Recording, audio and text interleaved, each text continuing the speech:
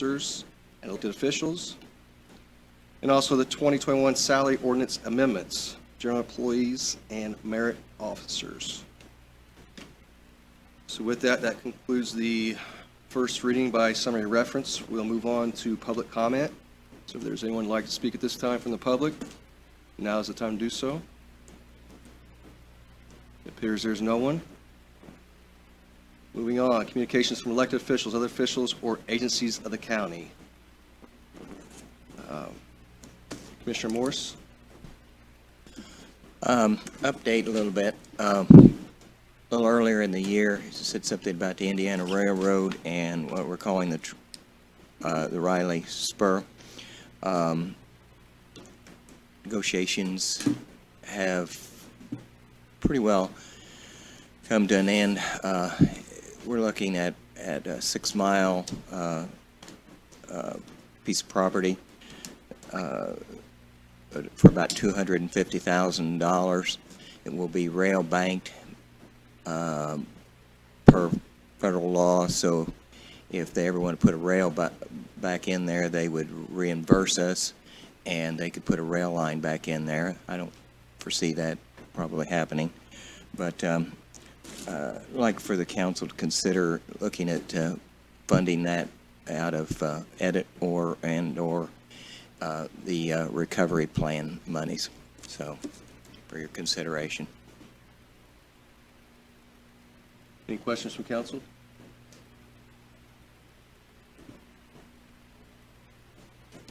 Thank you, Commissioner Morse. Mr. Roberts. Good evening, council members.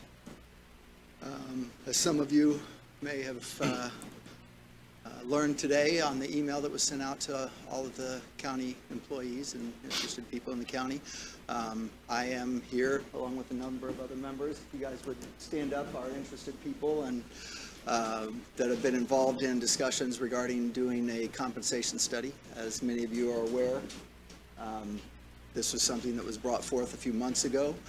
Council President Loudermilk asked for volunteers within the county of interested department heads that would like to be a part of a group to investigate, study, and research different organizations to come in and potentially do a compensation study. And of course, at the last meeting, there was funding that was approved for just such a thing if there was an agency that was selected. So we have met on 3 different occasions, each time for about an hour and a half to 2 hours. We've had opportunities to review a couple of different vendors, and as we've gone through those vendors at our most recent meeting, we decided that as a committee, for lack of a better word, we wanted to actually talk with the vendor that we believed was going to be the best selection out of the ones that we'd researched. So we had an opportunity to have a Skype meeting with some individuals from Baker Tilly, including one who took time out of his vacation to participate in that meeting. We asked a number of very pointed and very direct questions regarding their processes, how they do things, and some of the different aspects that we have seen as department heads to be lacking from the previous group that the county has been using, specifically communication. And communication not just with council members or commissioners, but also with department heads and with employees within the county. Those questions were answered. We think they were answered very well. And after having that opportunity to meet with them and comparing them with the other alternatives, it was fair to say unanimous from everyone that was at the meeting that we believe that Baker Tilly would be the best organization for the council to go with in moving forward with any kind of compensation study. So a number of us are here to just kind of voice our support with that and to answer any questions that you might have, and also to invite you to ask other questions. That's why our email addresses were all included in the mailing that went out to everyone.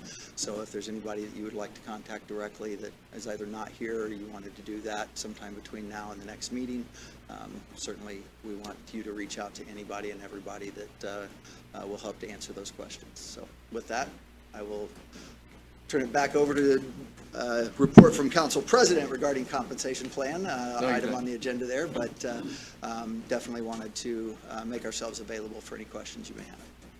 You did very well. Thank you, Rob. And I agree with Rob's assessment of how the group interacted with the vendors and the questions and the progress that was made. I can support what he's saying in terms of the group's recommendation for Baker Tilly as a vendor, and to move forward with them.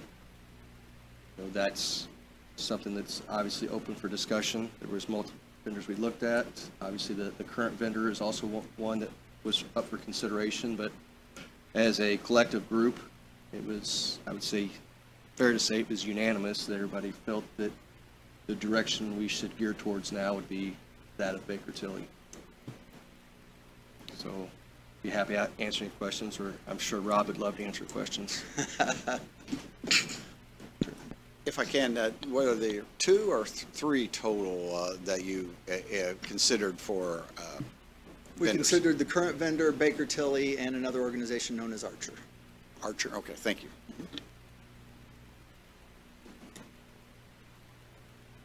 Any other questions from council? Thank you. Appreciate it. Mr. President, one thing, did they indicate to you, Rob, the length of time that it might take them to complete the study? Yes, and that was one of the very direct line of questions that we asked them, and that was one of the bigger parts of the consideration. They indicated that they could probably start as early as December, at the beginning of January, and be done within 5 to 6 months. So it would put it right on target for the budget process of 2022. Thank you. Thank you, Mr. Roberts. Any additional communications from elected officials? President Loudermilk. Councilwoman Thies.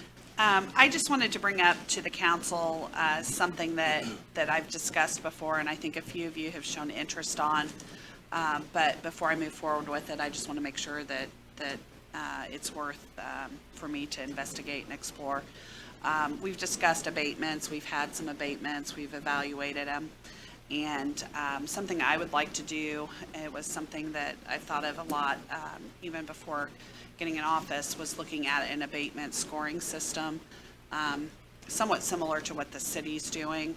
I think there was some, I know that there was some early work done on some options, and just kind of looking at what we could do best. I think keeping it a simple, kind of to follow along, maybe even with what the city's doing.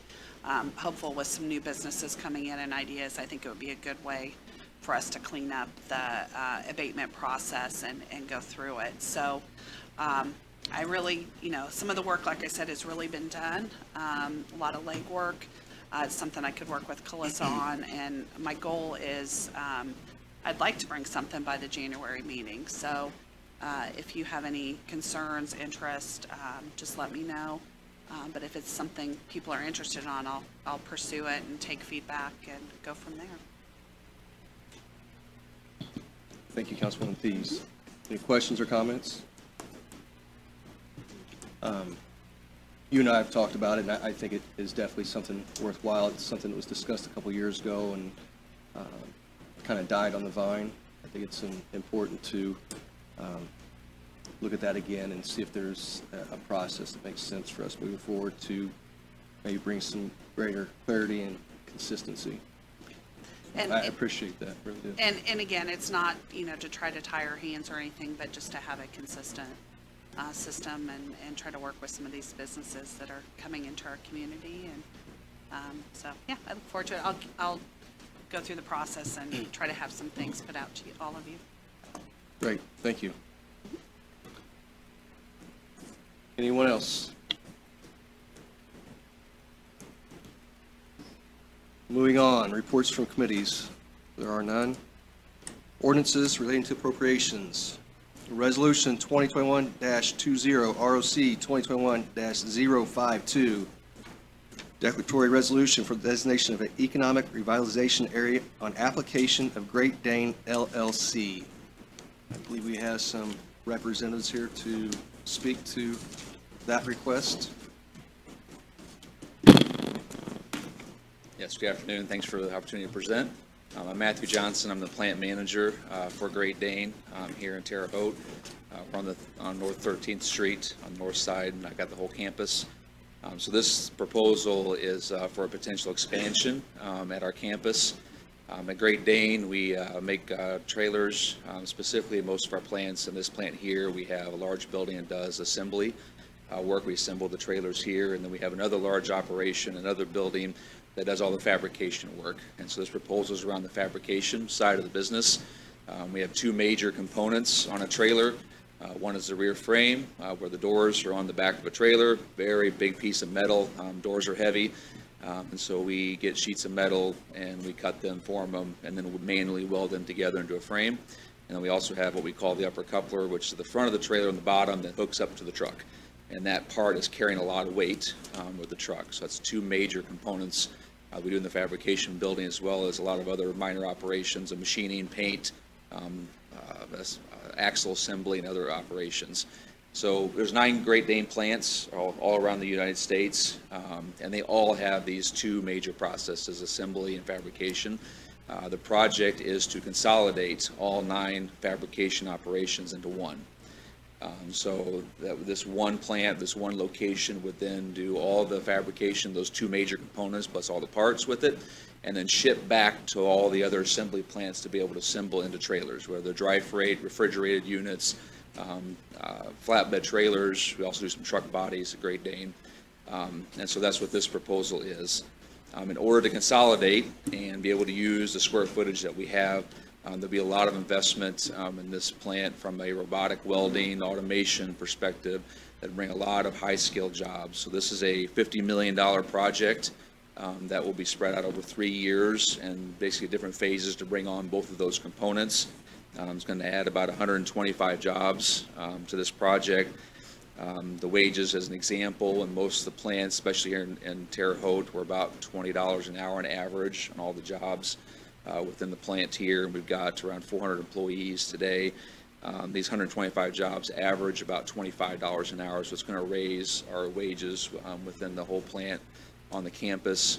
And these wages range from that $20 low up to the upper 30s, depending on the type of job, especially when you get into robotics and operating robotic cells and operations. And so that's what this proposal is. We've started on this project, but we're still looking at locations. From a Great Dane perspective, they prefer Terre Haute. I'd say that's at the top of the list. A couple different reasons for that is the performance of this plant. This is kind of a top-tier plant in the company, and so that's kind of where they'd want to put this operation and be able to consolidate. It's also central from a United States perspective, so we can ship out of here because we'll be adding shipping cost, although we'll be reducing a lot of reduction on the throughput and be able to consolidate this into one place. The quality of this plant is high, as well as the community connection. We have plants here in Terre Haute, and we also have a large plant in Brazil just next door. So the ties that we have to the community here is really strong for 26 years, I think, for the Terre Haute campus. And then I'm not sure how long Brazil's been here. I'm somewhat new to the company, new to this area, but it's been here for a long time. So the strong ties also bring that, as well as both campuses here locally. We would start production and start bringing in equipment early next year, so this project is somewhat imminent. This is kind of the last step for us from approvals and finalizing on the location, which was meant to be here. So we've done a lot of prep work, kind of getting ready for that to happen, along with suppliers and getting equipment ready. That equipment will be delivered sometime in the first and second quarter for the phase 1 of that project, and we'd start ramping up in production sometime this next summer. And that ramp up would last 9 to 12 months. So those hiring would happen first quarter of next year, kind of spread out through 2022 for phase 1. And then when we get to 2023, which is the second component, we'd be bringing in the equipment and revitalizing the building over there for the second wave, second component, and also hiring for that phase of the project. That campus is very old. The building we're going into is very old. So there's a lot of investment here to renovate that building. A lot of issues with the foundations and asbestos and the lighting and everything, but we want this to be state of the art for Great Dane. Doing robotic welding and automation for Great Dane is new to the company. So they are taking a leap forward in the technology side of doing this, and they want to do it here. There's also a good connection that we've had. We've been working with Ivy Tech here in town, which also provides a lot of that technical skill and training. So they've been pretty key in us deciding kind of to bring it here as well because of the relationship that we have with them. So that's the project. Not sure how much more details. The first time I've been to one of these I need to go into, but that's the kind of a summary of what this project's entailed to do. Thank you. Any questions from council? Yes. Councilman Wager. Can you tell me about how many people, like construction folks, would you be using on this project? And would you be using local union labor people on that job? Yes.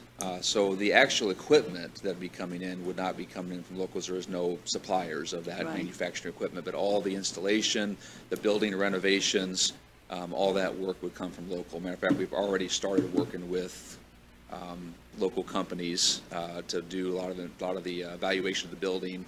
Actually already started on some renovation in certain parts that we need to understand, like what's the integrity of the floors and doing some of that work. So we've already started on that, so yes. And I can give you a couple companies we've already started working on, started quoting with, but they would come here local, Okay, thank you. yes. Anyone else? Councilwoman Thies. I live in the north end, so I drive by the plant every Okay. day. So the areas that you're talking about improving, those are the older buildings that we see on the campus. So will that improve the look of the campus, I'm Yes. assuming, too? Yes, Okay. 100%. So you say some of the older buildings, they're all old. They're all old, but there's Unfortunately, some that look a little rougher than the others. I the know, ones we've been towards the- investing towards every the year to east try to side. improve, but, so when you drive by the entrance, the main entrance, it's that first building right there, right at the very Right, the front. main Used to one. have a big ugly office building before my time here, and they took that down. But they're gonna resheet the whole side, that on both sides, repaint, do a lot of stuff, probably add another entrance to help with traffic off of there, with truck traffic and employee traffic off of 13th Street there. That whole area, including the guard shack and everything, will be repainted, remarketed and branded up front. So it'll be look much better from the street than what it does now. And then you bring in just the other one too. I mean, the traffic's not terrible, but we've also had, the Menards area Yes. added as well. Do you see a need for any kind of improvement with routes, entrances? I know that I've seen them using, I don't know if it's for employees, but the Park Avenue entrance as well. Is there Correct. anything with that? Or that Nothing you- would happen to Park Avenue entrance. Matter of Okay. fact, the employees for this part of the building would come in through that front gate. That Okay. Park Avenue is for the two current operations, which is more in the back of the campus. That front building is empty. Okay. Used to have a parts warehouse years ago, but it's been empty, which is why we're considering that as an open space for us to take over that building. So these jobs will probably come in that main entrance on 13th Street. I don't expect any issues from a transportation perspective. We haven't necessarily It's a pretty seen any easy flow issues. around. We'd only add maybe a second entrance to allow for that traffic to go in two entrances, to split it up, to make it a little easier to relieve any constraint at the guardhouse there, so it doesn't back up into the street. Okay. So, And having worked with the school corporation too, I know that's something that's a goal for a lot of our factories, kind of keep them in mind. yes. And working with some, because I know Ivy Tech works well with it's kind of a partnership too, but, so from what I hear, it's going to look a little bit better up there. Yes. Okay, that's I'm good. excited about that. Okay, thank you. Yes. How many construction people do you think you'll have working in the area like at one time? Oh, boy. I'm not sure I have a good answer for that. Because we're going to be doing the building renovations in two different phases. We're going to do the front half of the building first, which is where the phase one would go, and we come back and do the second half. So it will be spread out over a couple of years. I don't It know. won't be like a traffic jam out No, there? no, no, no, no. Okay, No. that's really Yeah, well. we shouldn't have an issue. It'll be spread out enough, and we've already had some companies in there, and I don't think it'll be an issue. Okay, I don't foresee one. alrighty, thanks. Councilman Thompson. How many Great Dane plants do you currently have? 9 total. It says on your sheet down here, 125 new jobs, some will be filled by relocations. Where do you expect some of those to come from? Possibly Brazil, that'd be the only one. Is that the closest one, I assume? Yes, yeah, it's Where- only where are 20 the- miles away. Okay. We may have some of their welding people that might come over and fill some of those jobs potentially into this county. Okay. If we had any relocations, it'd be maybe on the maybe on the management side, but I don't expect that. We've already kind of have a crew set up and ready for that. We'll probably try to hire internally for a lot of those management positions. Because we have a current fabrication shop now that makes 7,000 units, 8,000 units a year. We're going to run up to 40 to 50,000, but I do have employees there that we could use for this project. Yes, that'll. Yep. Okay. It sounds like with this consolidation, it's kind of a all-in approach on Yes. a new facet of your plant and your company. Is there any real concern that this may not be successful? None at this time, because I think we've already gotten through all the capacity planning and things we need for these cells. So not everything will be automated, so we're going to automate the highest volume. So we're going to 95% of the volume will be automated, but we'll have several manual welding cells for a lot of low volume parts. And if we have problems on the mains, we have an option to go to that. It's highly possible we may leave some operation in one of the plants as a backup. We also have local, like PDF in Brazil. That company is a good supplier to Great Dane, also supplements those same components for us when we get into high volume or capacity issues. They're a good second supplemental that's local here as well. So we use them pretty frequently and have a good contract relationship with them. Thank you. Any other questions or comments from council? Thank you, Mr. Johnson. sure thing. Appreciate it. Moving on, additional appropriation 2021-26, ROC 2021-47, non-reverting juvenile justice care prisoners fund.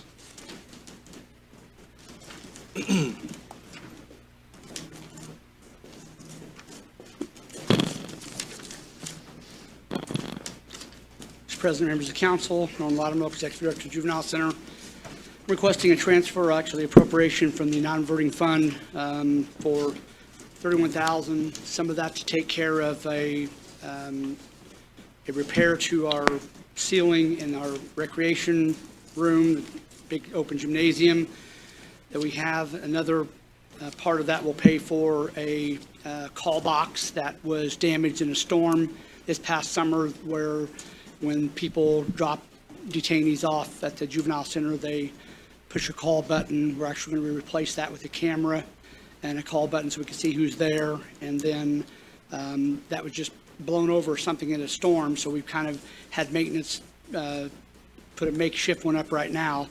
We need to get that replaced. And so I've given you a packet. I probably should have emailed it with the letter, but I forgot. And so the packet's got some photographs. First 2 or 3 photographs show the ceiling that needs repaired. Many of those insulation, if you will, has been taken down because of the kids playing with the ball out there, and it's just plastic insulation that gets ripped very easily. I think when the place was built, it wasn't built to withstand gymnasium activity, so we're trying to get some coverage on that. Of course, the other photographs show holes in the walls or damage to some drywall areas that we have. And then the last photograph shows you the outside call box. So just asking for money to be able to replace this. I've talked to the commissioners about using, getting some help with replacing the ceiling, and they've agreed to fund half of it. So I asked for some quotes from some different vendors. I've had 3 major construction companies come in to look at the facility, but only one quote was given to me. The other ones were too busy or didn't have the time to do the work or just simply didn't want to do the work. And so the quote was about $26,300 to do the work. The Commissioner's office has indicated they would pay for half of it. And so then I'm asking for the other half, obviously, so we could get this project finished before the end of the year, and then to fix the callbacks on the outside The remainder of the money would go for detainee supplies, clothing, some things like that that we need to replace because, you know, we have a population of detainees that go through clothing pretty quickly. So I'll be happy to answer any questions. Questions from council? Councilman Thacker? Mr. Loudon, the way I understand, the non-reverting fund revenue stream comes from other detainees from outside the county. That's how it generates the money for that non-reverting that you're asking to transfer over so that you can utilize it for these needs. Yep, that's correct. So we receive detainees from either 92 counties in Indiana, and only about 13 of them have detention facilities. So we receive kids from as far north as Warren and Fountain County, as far south as Orange and Gibson County. And so we don't receive them every day. A population today, for example, is about 24. We have 8 out-of-county kids, but usually we can run between 4 and 5 out of county, and then that money is captured. It's in a non-reverting fund to be used for things like this. So no tax dollars are being used essentially for this service or for this project. And just to follow up on that, can you tell us what the amount is in your non-reverting fund at this time? What the cash balance is? About $135,000. Thank you.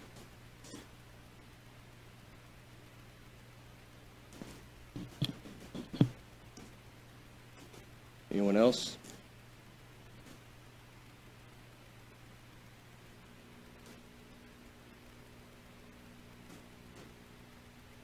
Councilman Thompson? I think when you were in here last time,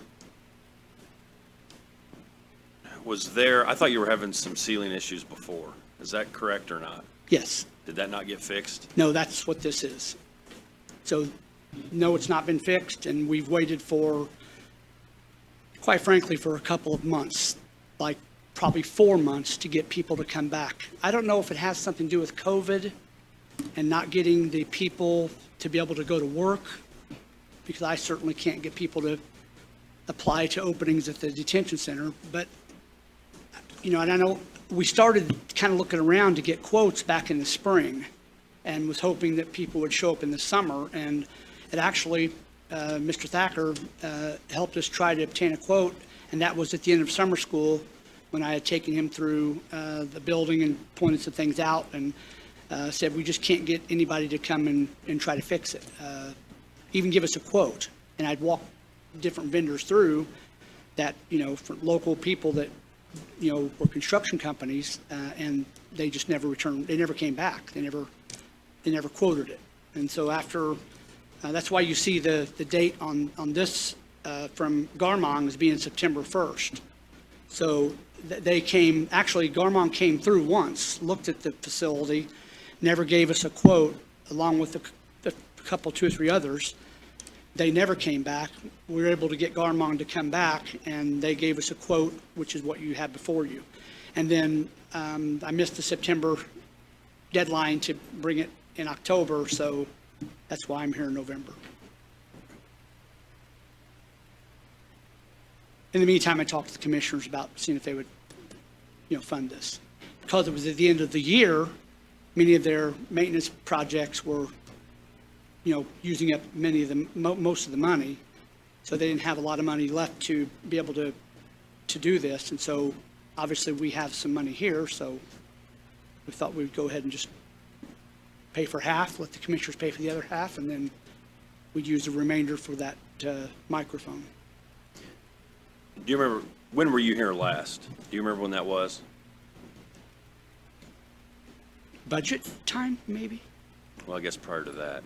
Oh, I thought we appropriated money for something else in that. Is that not right? May? Do you remember what that was for? I thought it was for the ceiling, is the reason No. I asked. It wasn't? No.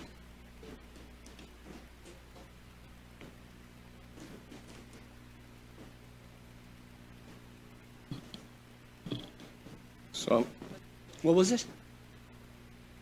Well, that was for a myriad of things, but it wasn't for the ceiling. Wasn't for the ceiling? No, I mean, that was from this fund for various things within building repair. Some of it was to, I don't have the letter in front of me, but some of it was to, like the security system. There was money that was appropriated by the council, but it was less than what I needed. So I got $231,000 from the council, but the security system came in well above that. And so I needed money to fund that. I think some of it was for a vehicle, or, do you have the letter in front of you? I don't. Yeah, I do, actually. But there were several things that we needed to do. One thing kind of bled in the other. We bought the security system because they required us to have 200 days, the judge did, of data storage. Well, that server caused our server room to become heated. So we had to get a air conditioning unit for our server room. So that added to the project, which nobody saw coming when that happened. And so there were just some things that occurred that we used the money for, but none of it was set aside or was supposed to be for the ceiling. As a matter of fact, there was some talk, I think maybe Mrs. Wilson even talked about wanting to know that I needed to go to the commissioners, because they were responsible for the buildings. So this time, that's what I did. Well, it was so late in the year that when I went to the commissioners, most of their maintenance money was consumed. I felt like that we needed to do something because when those insulations are hanging down like that, they're blocking some of the sprinkler heads, so it can cause a fire code issue. So, trying to work with them, they agreed to pay half if we would pay half, so that's,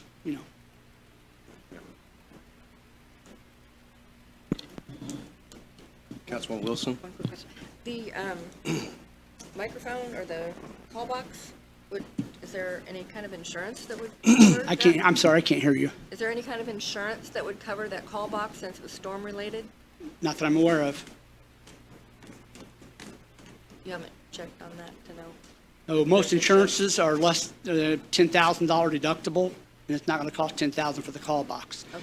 As a matter of fact, I had a fire truck run into the juvenile center just last week and put damage to the side of the juvenile center and to the roof from the front of the ladder of the fire truck. And of course, we didn't have to pay for that, but in speaking with both the people here in the commissioner's office as well as the people at the city, and it was obvious that we just needed to, we didn't, but they just needed to pay for that because the out-of-pocket expenses wouldn't be as much wouldn't be worth it to turn into liability insurance.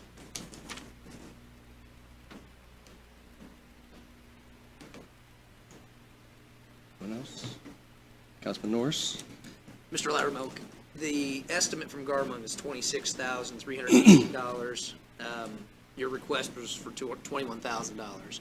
You said that the commissioners agreed to pick up for half of that? Yes. So is that correct? Is that So that's- amount off because it should be $13,159? Round figures, rounded up 13.5, whatever it would be. And then the other estimate I've given you is for the call box, which was $7,307. So roughly 14 plus 7 is 21. Do you not have that? Yeah, I don't think, oh, here. I'm sorry. No, I see it now. Okay. Okay. So that was so what the 21,000 was supposed to be for half of the building repair, 13 and some change, whatever, they agreed to. And then the other part would be from $7,000 of this for the call box. I guess it's called a call box.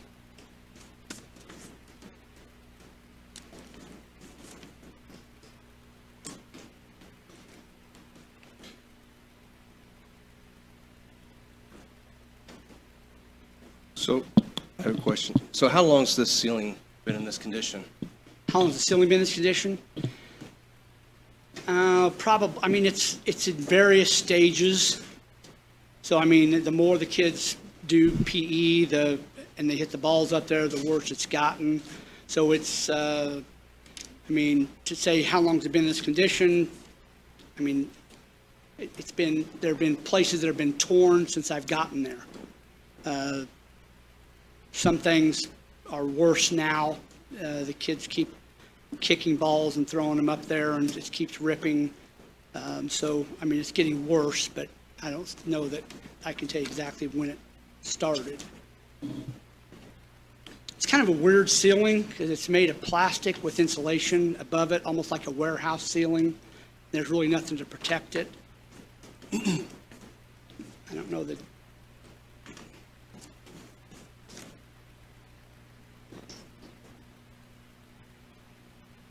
And when was the call box damaged? When? Yes. Sometime this spring, it was damaged, it was actually knocked down.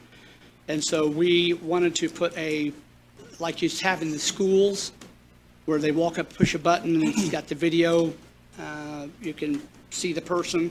So if a squad car would pull up to drop a detainee off, or someone comes to pick up a detainee for transportation, they could push that button and then see, who was there. So we have a camera that's left over from the security system. It was a spare that we put into the bid, if you will. So the camera won't cost any money. What costs a lot of money is that the wiring going to that box is just a audio wire, and we needed to put a video cable through there.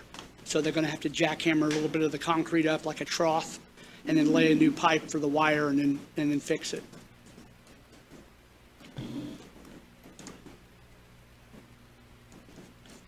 So sometime this spring was when the call box was damaged.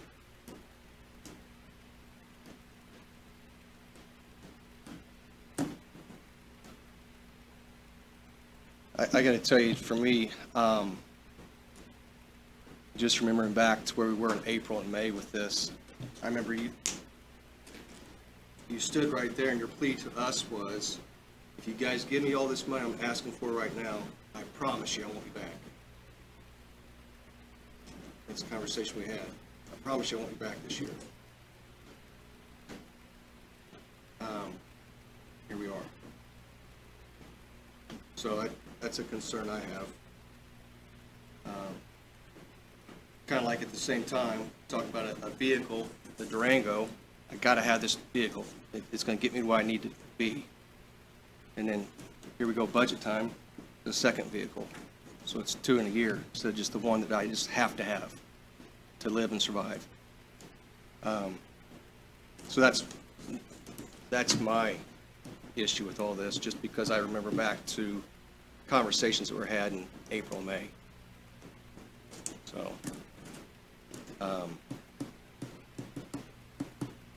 but, You want me to respond to that, or no?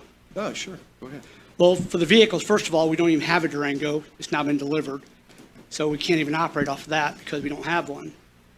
Secondly, when I got that Durango, there was never a promise that I would never need another vehicle, that I wouldn't need another vehicle. I just needed that vehicle for sure. I don't know if I go that far.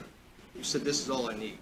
And whether or not the Durango's been delivered or not, that's not an issue for the council. We appropriated the money, and we did what we thought was important. And it's unfortunate you don't have it, because I felt like that we need to get that thing in short order for the safety of the offenders that are transported and your employees. I mean, that's why we talked about the extra security measures for your employees with the camera system, recording system, kind of protect them from any false claims of Right. doing anything inappropriate. So it is very unfortunate you don't have that right now. I wasn't aware that you didn't have it, and that's concerning, because Yeah, we ordered that in April the 8th. We ordered it. It was going to be here between 60 and 90 days. 60 and 90 came and went. Every 2 weeks, I email Fletcher, which is the same place that, most police agencies, law enforcement agencies in this area get their vehicles from. Every time I email them, they tell me it's coming. A few months ago, they said they'd received the VIN, which means it's been made, but we don't have it. And then, of course, when we get it, it would leave us and go to Lafayette to have the video system put in it. So what happened when I requested that vehicle is the realization that if we're going to use that vehicle for transports, and on a day we're transporting, then how do we get the food? So then we're back to, trying to find food. Now, most every other day, if there's no transport, we would use the Durango to go get the food.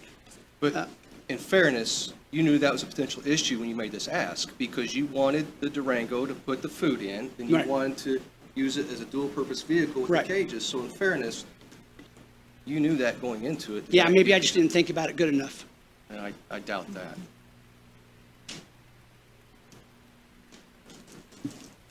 Anything else from council? Thank you. Thank you. Next up, additional appropriation, 2021-27, ROC 2021-48, Highway.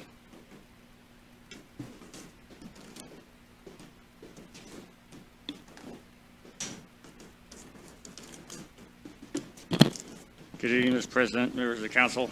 Larry Robbins, Fuel County Engineer, Highway Director. This additional appropriation request is for money that we gathered basically by selling our used equipment, some of the older equipment that we had around. We declared it surplus, had a bid process for that. We received $45,800. I would like to transfer that down in the new equipment lines. We can use that to purchase new equipment. I believe you're all aware of the equipment needs of the highway department, and we were able to buy a new crack seal machine this year, and I'd like to use some of this to buy some new crew trucks so we can get rid of some of those older half-ton crew trucks we have as well. And then the other line, the $4,549.20 is scrap material that we have just had Mervis pick up over the year. Over the course of the year, there were 3 different installments that they came and picked it up. We have a dumpster now that we pile the scrap material in. They come get it when it's full. I'd like to use that money to purchase guys safety equipment for the end of the year and stuff, boots, jackets, cones, things like that. So. Questions from council?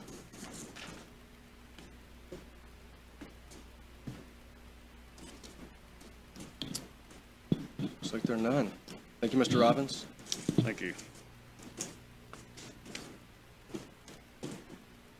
Next up, additional appropriation, 2021-28 ROC 2021-49 cumulative bridge. Mr. Robbins again.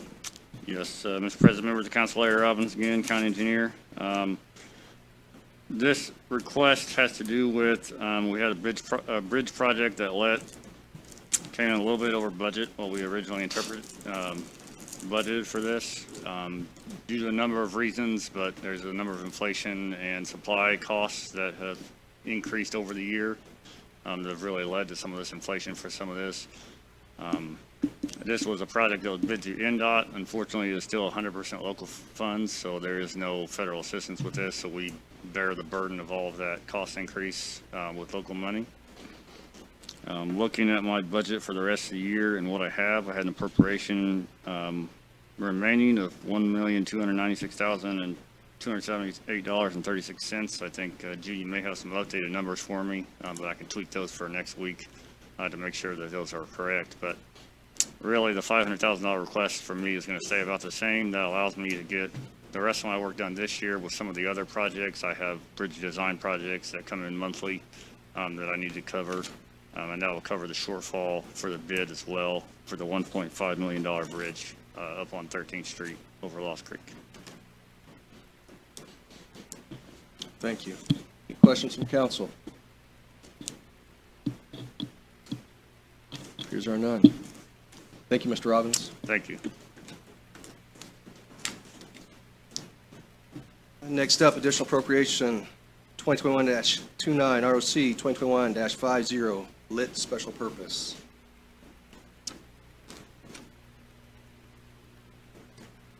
Yeah, if you don't mind, Calissa.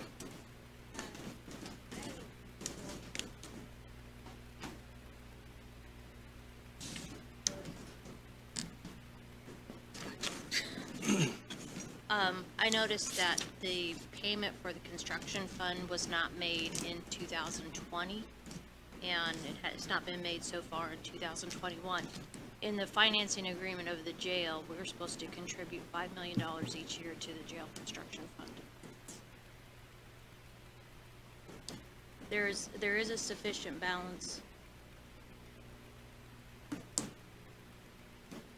There is a sufficient balance in the fund to cover both annual contributions, but I would suggest that the council needs to appropriate the money since the appropriation for 2020 died December 31st of 2020. So we need to get that money moved over to the jail construction. Councilman Wilson? I'm just curious, being new and all, how did we miss 2 payments? How did we miss this, you know? Well, it's not necessarily a debt service payment where you get a bill in the mail, but it's an agreement that we've made that the money should be in that fund. So it's part of the financing agreement. So in when you enter into a lease agreement bond, you cannot make a bond payment until after you occupy the building. We were collecting income tax dollars in 20 and 21, and so that allowed us to use those contributions to offset what our debt would be, so that we would not have to finance as much. I don't remember the numbers now, but at a time that was a cost savings and interest over the 20-year period.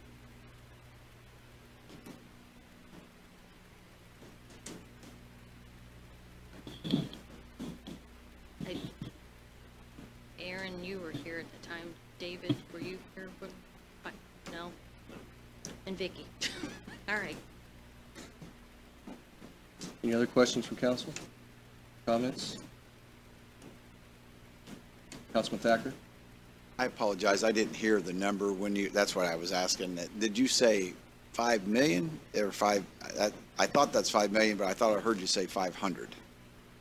If I said 500, that's not what I meant. Okay, but it is 5 million for 20 and 21. 5 million for each year. Yeah, yes, I mean, so 5 million each. Thank you. Yes, the appropriation for 2021 is still active, so, Okay, so we're just talking then the 5 million. yes. Okay, thank you. Is everybody clear on that? Okay. Thank you. Moving on, Sally Ordinances. The 2022 Sally Ordinances, you should have, sorry. So you should have several attachments. One that will list salary schedule and compensation policy for general employees, another one for merit officers, and then also one for elected officials. Council President, are you going to come back to the resolution for the reallocation after you do the salary ordinances, or did you skip that accidentally? Oh, I apologize, I did skip that. I looked excited there, didn't I? So let me back up a little bit. Resolution reallocation of existing appropriation 2021-19 ROC 2021-51 Vigo County Council. Apologize, got ahead of myself here.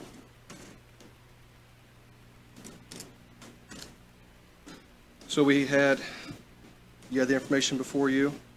There was a request to be on the November agenda, and it was regarding the proposed employee bonus we've discussed in several meetings. We should have, in addition to the attachments on those salary ordinances I just spoke of, there should also be a single sheet attachment towards the end of the packet that gives calculations.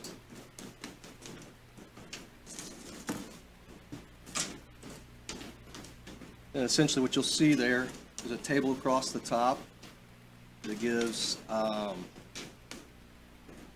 rate in $50 increments from $1,000 to $1,500. The top box is for 550 full-time employees, which has the rate, the amount, 550 full-time employees, the estimated FICA and perf cost in a total, and then the last line will give you the difference increase from each level.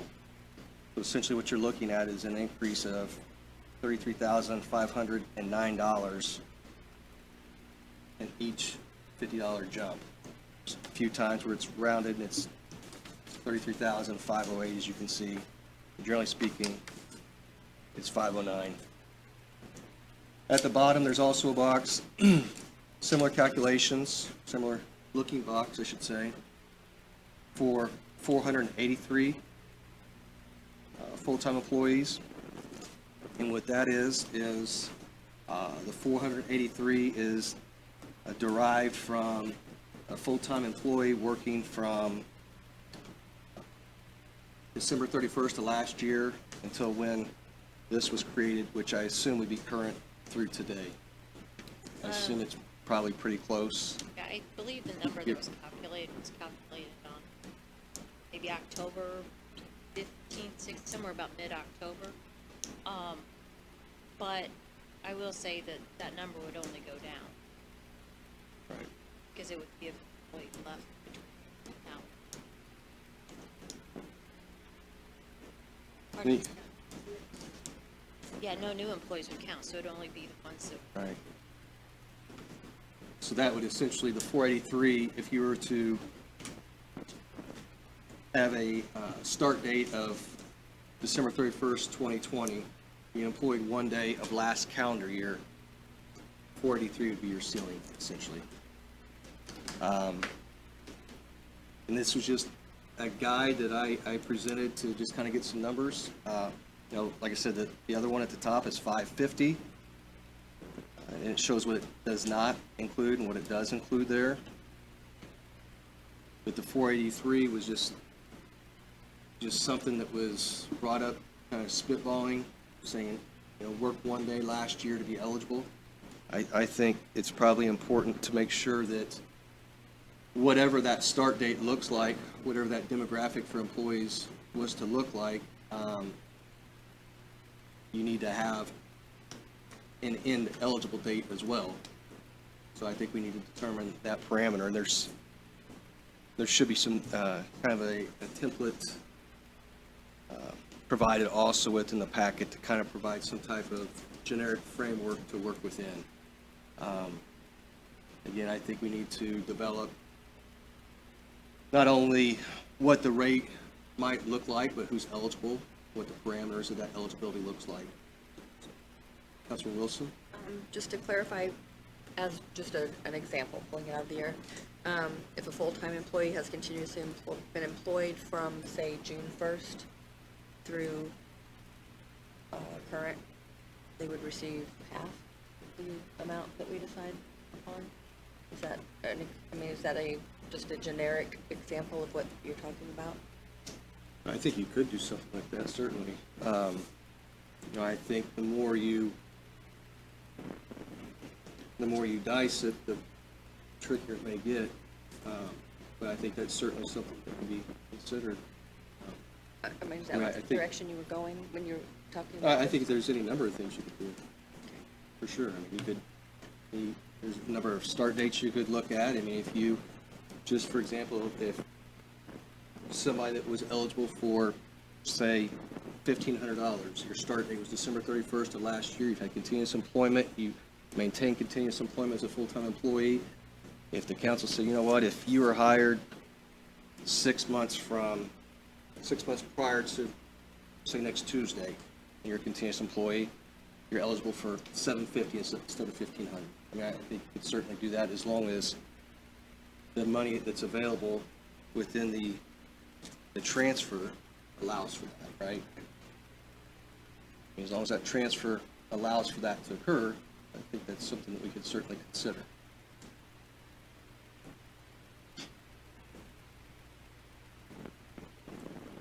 Any other thoughts or comments?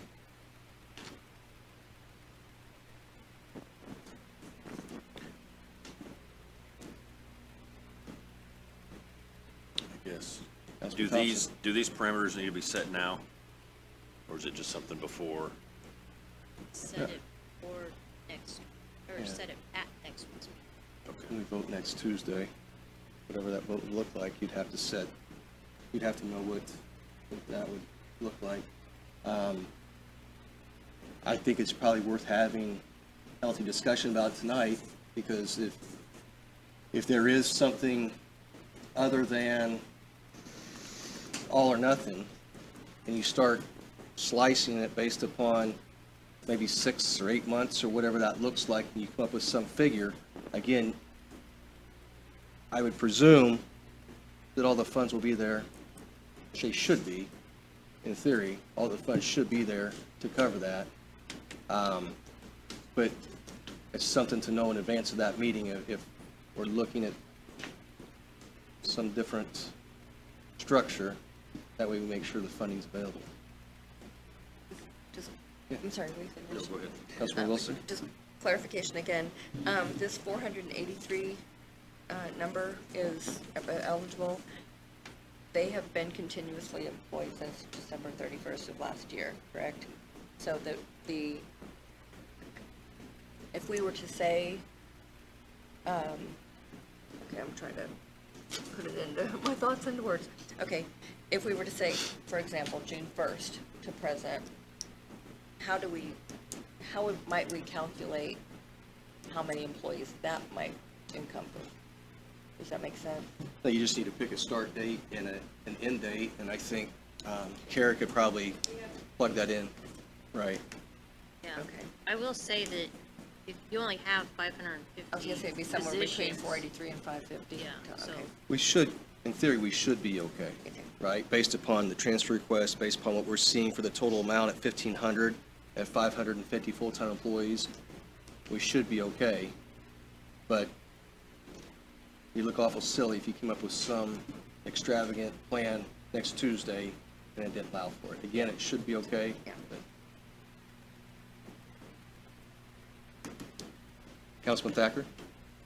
Being, I haven't seen a bonus calculation before tonight, and my question would be is this something that the history, and educate me on it, has the council awarded bonuses before in the past of this, and there's no legal issue about it, no problem with dispensing of it, or, I mean, because I don't know, I'm asking this question is because I don't want to get into next week, as you just said, and make sure that we have this all set up. I just want to make sure we're good if this can happen.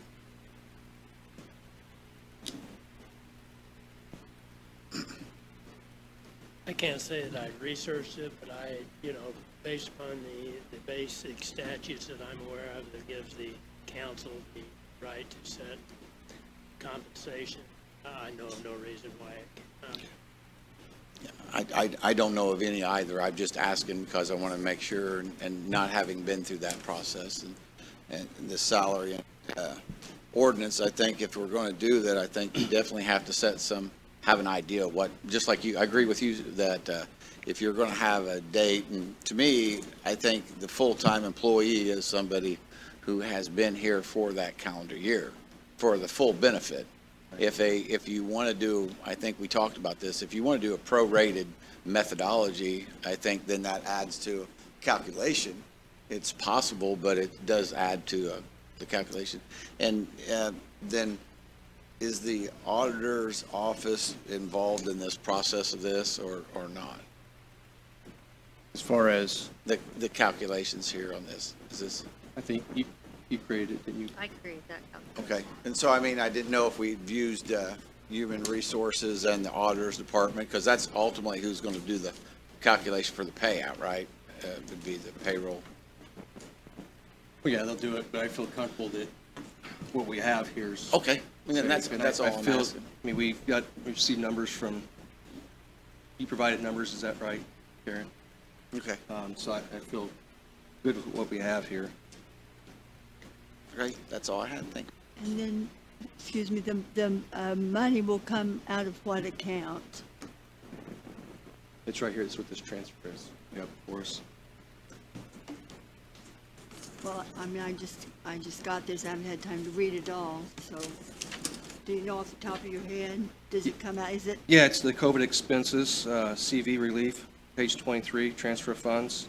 and, Fund and 1,000, account 39990. and we're permitted to dispense this money, is that right, Jim? Okey doke, that's, okay, that's all I need to know. Councilwoman Thies? I have one quick question, and I'm sure the answer is throughout the year, Kara, but was there, did you, I know, like, is there, in the calendar years, you're looking at people, did you hire more people at the beginning of the year, or is it pretty consistent? Like, if we did, like, you know, a June or July, kind of?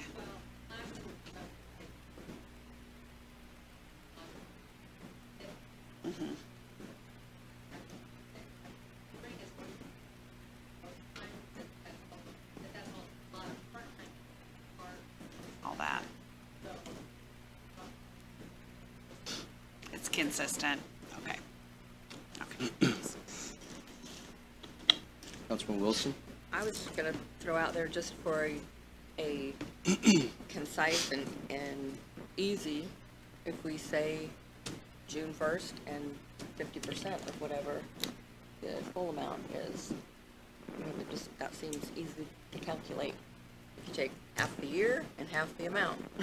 If you're a full-time employee as of June 1st to present, you get half the amount that we decide upon. It just seems kind of cut and dry, easy calculation.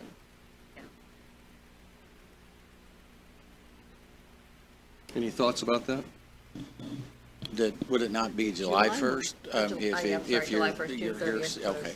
I was I thinking- just, that's the way I calculated that, so, yeah, there again is, I think whatever you do on it, we just need to be in agreeance on it. The full benefit for a whole year. I mean, you could have somebody that's here 9 months and think, well, so they just get 6 months then? If they're only here by, Yeah, if you had, that, as you propose, I mean, that would. I think at some point you have to put it into it, right? I mean, you start prorating it by every 30 days, we're going to get pretty convoluted and it's gonna be- I'm just aware of the gold nugget theory that everybody gets gold nuggets, somebody's gold nugget's bigger, and they're not happy.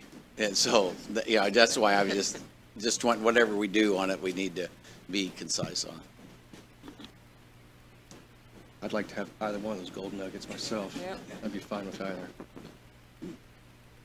Any other thoughts? Yeah, I apologize, I misspoke on the dates, but half the years, you know what I meant. Ms. Wright, would it be pretty easy to maybe get some information in that time frame?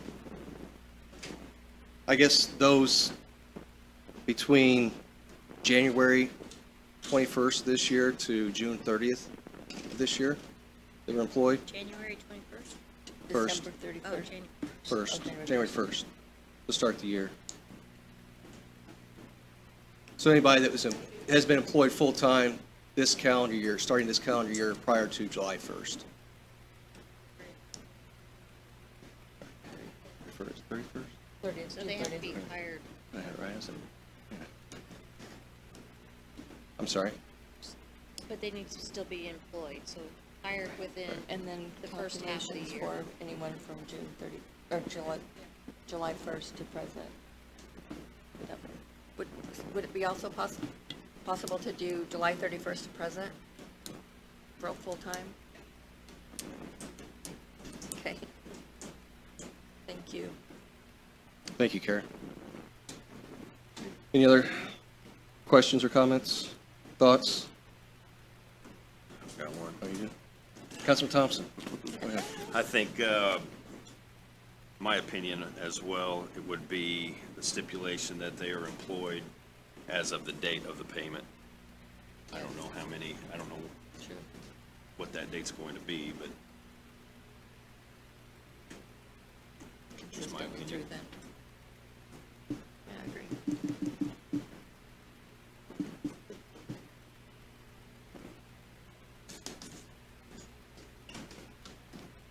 Moving on. We'll go go back to 2022 Sally Ordinances again.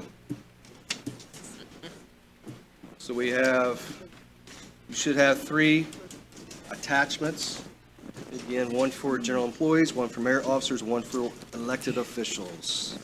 Does everybody have that information?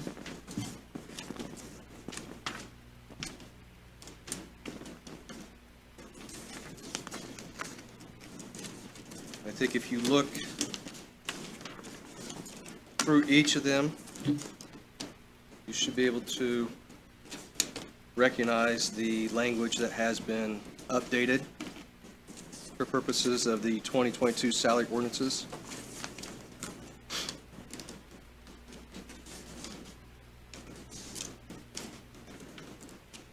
We can just start with the Sally Ordinance for general employees. And it reflects a 4% increase over 2021 base pay rates, sorry.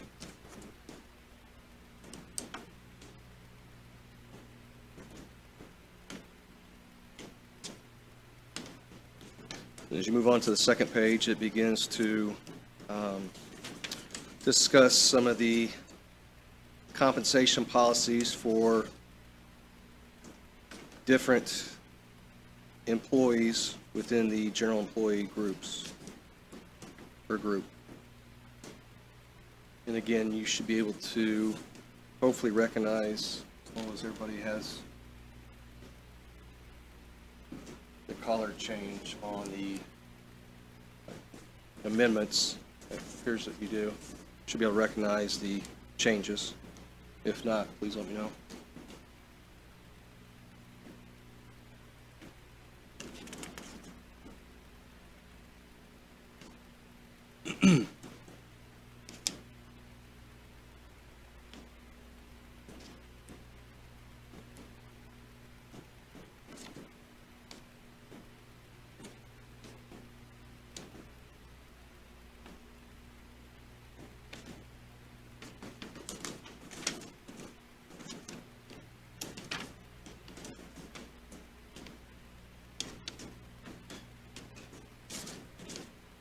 In addition to these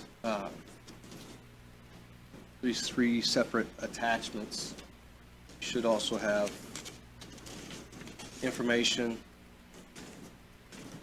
that lists that at the title at the top is a summary of the changes to the 2022 Sally Ordinance. It should allow you to kind of follow along with each of those inserts where it applies.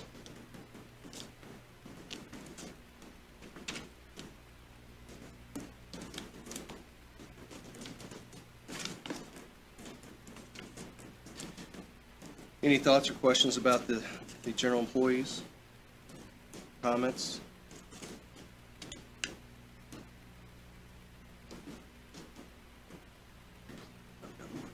Councilman Thompson? Is Rob still back there? He is. Can you come up here for a second, please?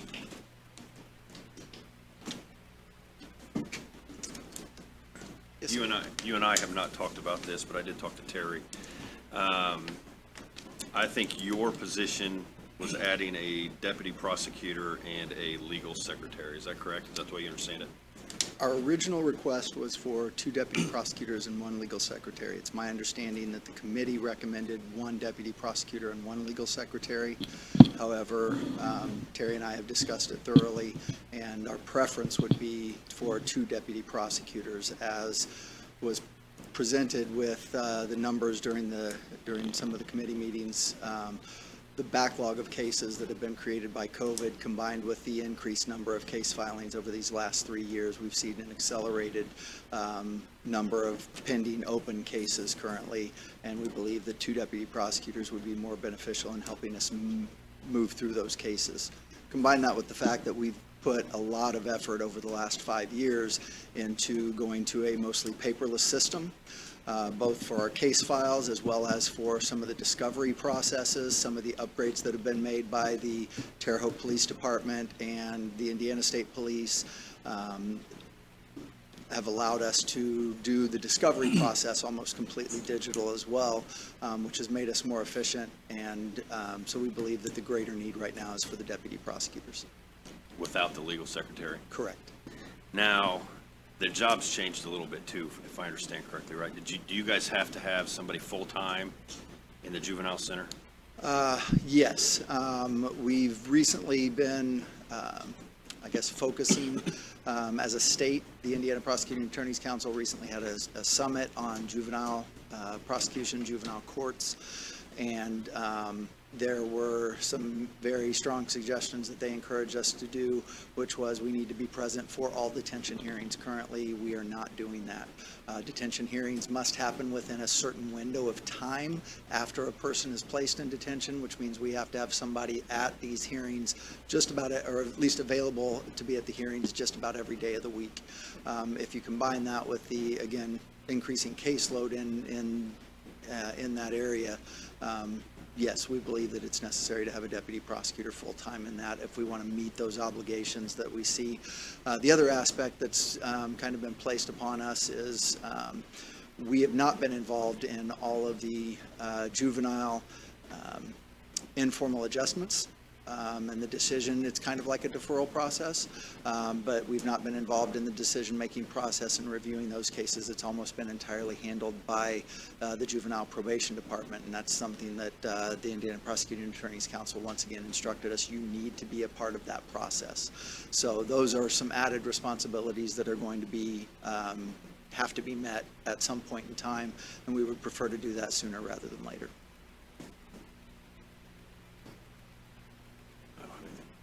Councilwoman Thies?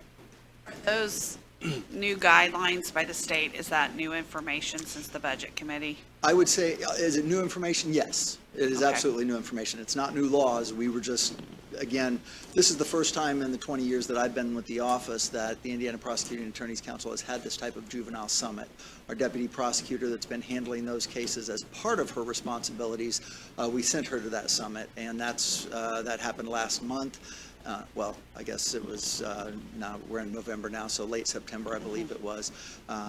So yes, it was information that we learned subsequent to the budget process. And so there will be now a deputy prosecutor full-time at juvenile, is that what I understood? Or just will be present for the, Will be available full-time, Okay, yes. okay.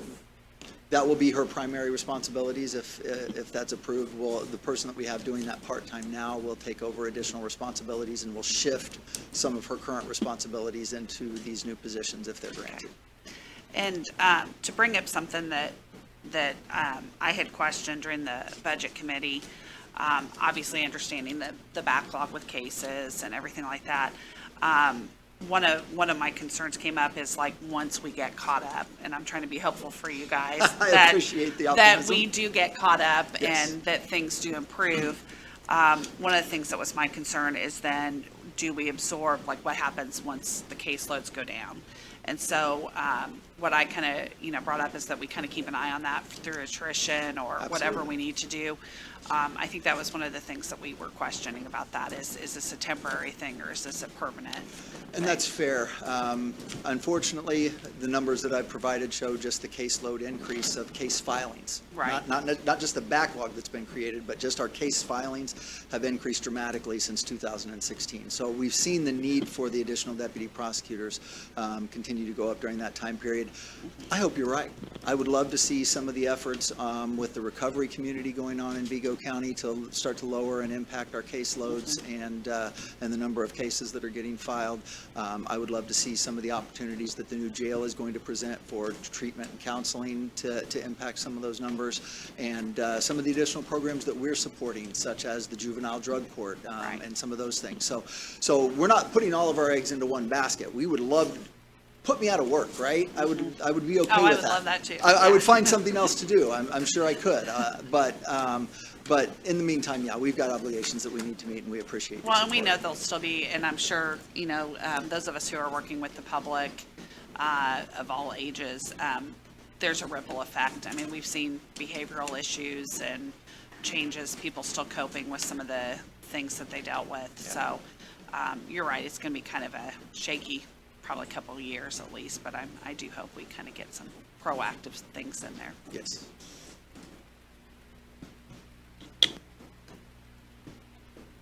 Anyone else?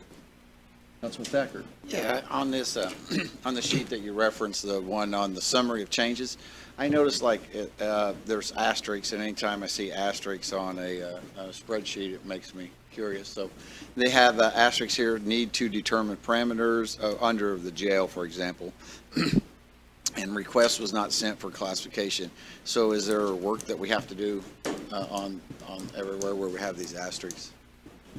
Well, definitely, if you remember during the budget committee meetings, there was some discussion about the stipends and what type of parameters. Would you pay it out once a year, twice a year, 3 times a year? I think you even suggested 4. Yeah. And what dates it would cover. If you're employed from this date to this date, you get a stipend. Kind of similar to what they're discussing with the bonus, you know, that Right. you need to have dates and some sort of rules set up, guidelines. Yeah, and that's exactly why I was And- just, because at the same time, you know, it says that you need, that's the parameters, and then on the jail also, that it says the request was not sent for classification, so we need to do some work there as well. I mean, there are several on there that state that it was not sent for classification or reclassification. It's just because this was not any kind of official recommendation through the consultant. Also, we need to maybe have the consultants look at that. Is Well, that that's- something we can have our in-house HR assist us with, or? You could possibly, so, I mean, it's just, the information was just put there so that you're Right. aware of how these numbers were derived. Yeah, yeah, and Or I, if it was like a number. So like, for the prosecutor, they asked for an additional deputy prosecutor and additional legal secretary. Those positions already exist, and so we already know those classifications. But Okay. some of the other ones, if they're new classifications or a change in job duties or something like that, we don't know what they would classify and what rate they would be paid at. yeah, so I guess that's just something we need to, yeah, and Correct. I don't know if it affects the overall expenditure of the salary ordinance, you know, if the classification, if it was a classification for the juvenile court, request for classification, so, I mean, is that something we need to do because that may change their pay? If you want to get, I'm not saying you have to send that in for classification, but I'm just telling you that it was not. Okay, yeah, and that's why I just, there again, I just wanted to make sure we have it all buttoned up. Just like, I think it's a great point with the prosecutor, I think we need to help them, assist them in whatever their needs are, you know, and so whatever we need to do on it, I just didn't know when we have to try to clear that up. Well, you need to have it in the salary ordinance, so Okay, by Tuesday. thank you.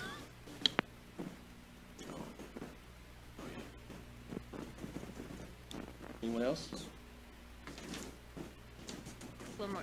And Councilman Thacker, you'll notice that in the body of the ordinance, that it talks about the stipend, and it's in red. It's kind of hard to read in red. But it's, yeah, I know, but I wanted to get your attention. That in continuous service for X number of months as of this date, the stipend will be paid out on these dates. So it's just, those are things that need to be established. So if you're going to give a stipend, you need to have some sort of parameters. Because to put it in there without parameters, you're asking for trouble. Is And everyone, You'll notice on the supporting pages that give the rates, I've tried to highlight any changes in there as well.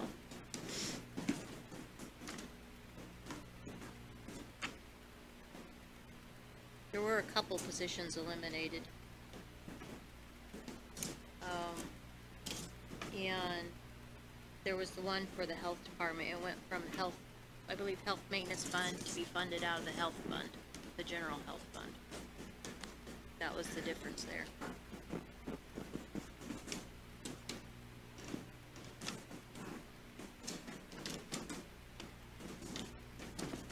any other thoughts or comments about the salary schedule and compensation policies for the general employees. Has everyone had a chance to also look at the merit officers? Any thoughts or comments about that?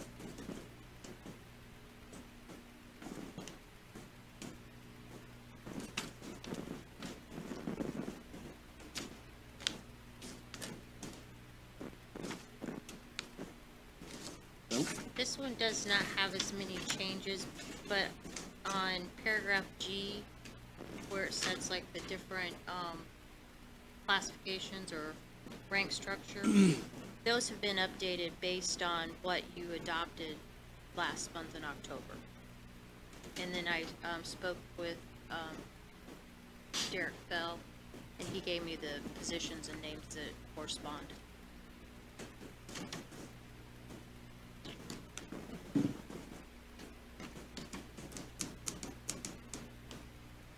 Any thoughts, questions, comments? What about the elected officials, salary schedule, and compensation policies?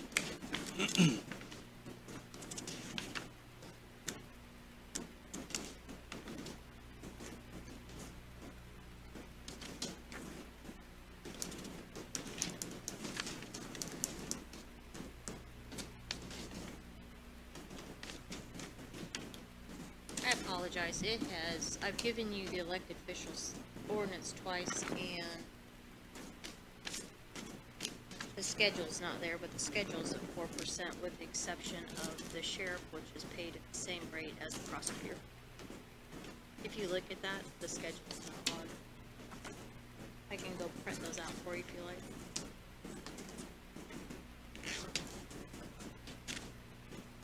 When I merged my documents, I must have merged the same one twice.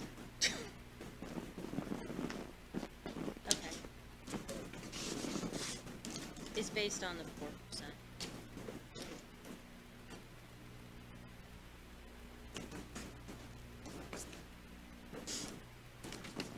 Any thoughts or comments about the elected officials?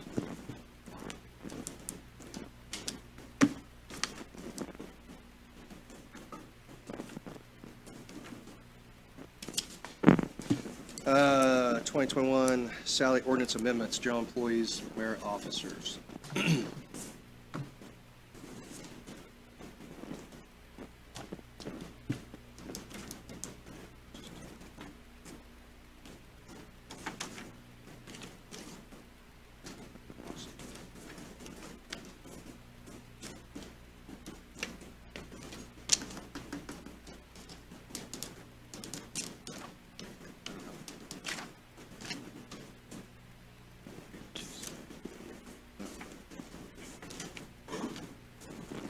That would be a paragraph that would be added to the 2021 salary ordinances. That That's would- just the amendment we already discussed previously, correct?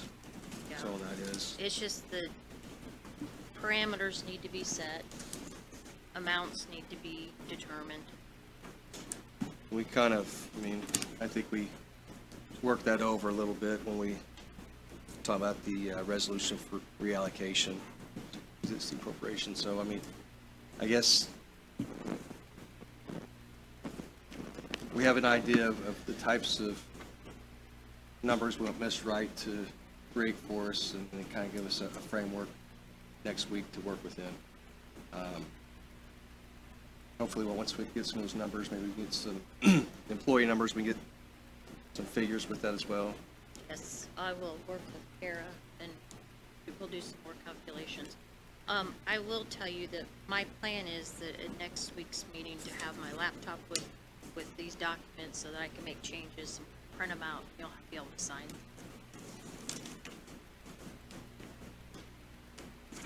Anyone have questions about that? Have we Council seen, Thacker. will we be able then to see the difference from what the proposed budget was? And I know we accepted a budget of 4.75, but then we have a 4% salary ordinance. Do we see how that's reflected in the overall budget? Suppose we could. Well, I'm just Yeah. saying, you get what I'm saying, because we You wanna know it's know not going to be, as high, obviously, because you have 4.75 appropriated, but we're only allocating under salary ordinance 4%, and then the elected officials is different, so, but Yeah. that way we'd have an end result, what the total budget was. You want that, well, the budget won't change, no, but you'll. No, but I mean, it will actually show what the difference was in the budget that was approved for what the salary ordinance, so we're not appropriating everything of the No, it's already salary. been appropriated. Yeah, but then we're the budget, the total number is going to be under the salary ordinance.